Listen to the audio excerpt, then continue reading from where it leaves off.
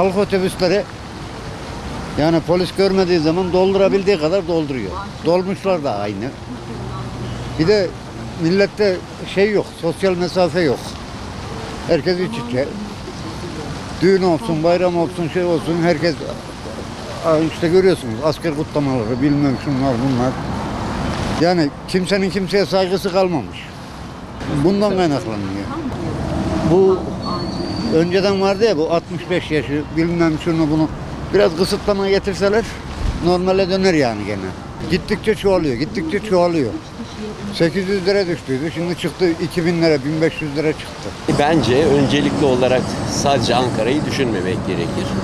Bu Türkiye genelinde birçok ilimizde de olduğu gibi Ankara'da büyük artışlar var. Yani toplumumuzun bu anlamdaki duyarsızlığı, hükümetimizin bakış açısı, olayın ekonomiye bağlanış biçimi, bütün bunlar etkileyici sebepler. İnsanlarımızın bu konuda ciddi anlamda bilgilendirilmesi gerekiyor. Bu salgın dünya çapında olan bir salgındır ve herkesin yani bizim toplumumuzun ilginç de bir özelliği var. Bana bir şey olmaz mantığı güdülmekte. Dolayısıyla böyle bir mantığın geçersizliğini bir şekilde topluma anlatmak gerekiyor. Bu görev devletimize yani hükümete, şu anki görev başında olan hükümetimize düşüyor. Örneğin geçmişte yapılan birçok hatalar var. Bugün tekrar geriye dönüldü. İşte düğünlere yasaklar getirildi. Toplantılar belli yasaklarla idare ediliyor. Bundan 2 ay önce sokağa çıkma yasağı uygulandığında kısmi olarak uygulanan ve çok hoşgörülü uygulanan bunun sonucu gelinen noktadır bu. Yani insanlarımız artık kanıksadı bu olayı. Duyarlılığını yitirdi. Yani ciddi anlamda bir sokağa çıkma yasağı uygulansaydı belki bu boyutlarda olmayacaktı. Şu anda yapılması gereken şey yine aynı ciddiyetle olayın üzerine gidilmesi, yeniden yasakların gelmesi gerekiyorsa gündeme getirilmesi, toplumun bu yasaklar gündeme geldiğinde ekonomik seviyesinin belli standartlara getirilmesi. Çünkü burada bir ekonomik zorluk var. Dolayısıyla bunların hepsi birbirine bağlayan etkenler. Böyle de olunca yani bunun biz vatandaşlara yüklenmesinin çok da anlamlı olduğunu düşünmüyorum. İnsanlarımızın uyuyor, tabii ki uyumaya da çalışıyor ama önemli bir kısmı da uymuyor. Yani şimdi bunu insanlarımızın üzerine atmanın ne derece doğruluğunu da ben size soruyorum. Yani bütün sorunlar var, giderecek olan insanlar olmamalı. Bugün bizi yönetenlerin de birçok sorumlulukları var. Bana bunu en iyi şekilde nasıl yapmam gerektiğini açıklayacak, benim sosyal anlamdaki eksiklerimi giderecek, bu toplumda koronayla baş edebilecek. Bu sorun hepimizin ortak sorunudur. Öncelikli baştakilerin sorunudur. Ama dün haberlerde de izledim Ankara'nın Türkiye'de birinci sırada olduğunu. İnsanların duyarsızlığı çok da herhalde koronayı ciddiye almıyoruz. Halka gittikçe daralıyor aslında. %50. Uyulduğunu düşünmüyorum. Değilse bu artış olmazdı yani. Bir an önce bu yasakların tekrar... Evet şu an başkentten geliyorum. Başkent Hastanesi'nde. Çok güzel. Hijyen, evet. Mesafe kuralı.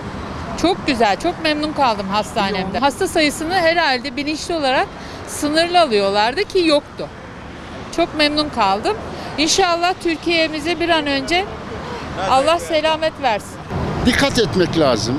Mesafeyi korumak lazım efendime söyleyeyim. İnsanlar biraz anlayışlı olması lazım değil mi? Hani devletimize saygılı olması lazım. Aslan kardeşim insanlar sosyal mesafeye uymuyor bir. İkincisi nasıl söyleyeyim yememize içmemize dikkat etmemiz lazım. Bol bol vitamin almamız lazım. Ben şimdi hiç hani koronadan korktuğum yok. Kendime çok iyi bakıyorum. Dikkat ediyorum. Efendime söyleyeyim hani insanlar biraz da kendisine bakması lazım ya. Buna dikkat etmesi lazım. Şimdi vücudun direncini kaybetmemek lazım. Öyle değil mi kardeşim? Evet. Devletimiz gerçekten her şeyi çoğunlukla yapıyor. Şimdi bunu inkar etmemek lazım. Amerika'yı görüyorsun, insanlar marketleri şunu bunu yağmalıyor. Fransa'yı görüyorsun, bir tane maskeyi bulamıyor. Türkiye Cumhuriyeti bunların karşısında bir nimettir. Şimdi bunları inkar etmemek lazım. Söylenilen her şey bana göre yalan. Tüm korona ile ilgili yapılan açıklamalar. Şu an Ankara'da hiçbir hastanede yer yok. Şimdi bu kadar vaka sayısının olduğu hastanelerde yer yoksa, işte konuşurken herkes şey diyor, bizim bu kadar yatak kapasitemiz var diyor. O zaman bu yatak kapasitesi full dolu. Türkiye'de, özür dilerim, Ankara'da sadece Lösante hasta alabiliyor, Covid hastası dışında. Öbür hiçbir hastaneye gittiğinizde hiçbiri size alamıyor. Hepsi sadece Covid'lilere baktıklarını söylüyor. Bana göre suya göre şerbet değil, herkes için aynı, yani bir kural varsa, Covid ile ilgili bir kural varsa, işte, sosyal mesafe kuralı, eğer bir pandemi ilan edildiyse bu pandemi de herkes için pandemi olması lazım. Pandemi bana uygulanıyor ama X, Y, Z kişiye uygulanmıyor. Ankara değil, Türkiye genelleme olarak konuşmak istiyorum. Artışın tek bir sebebi var. Paranın insan sağlığından daha önemli olması. Şu an devletimizin paraya ihtiyacı olduğu için bütün önlemleri gevşetmiş olması. Olan yine her zamanki gibi çalışmak zorunda olan gariban oluyor.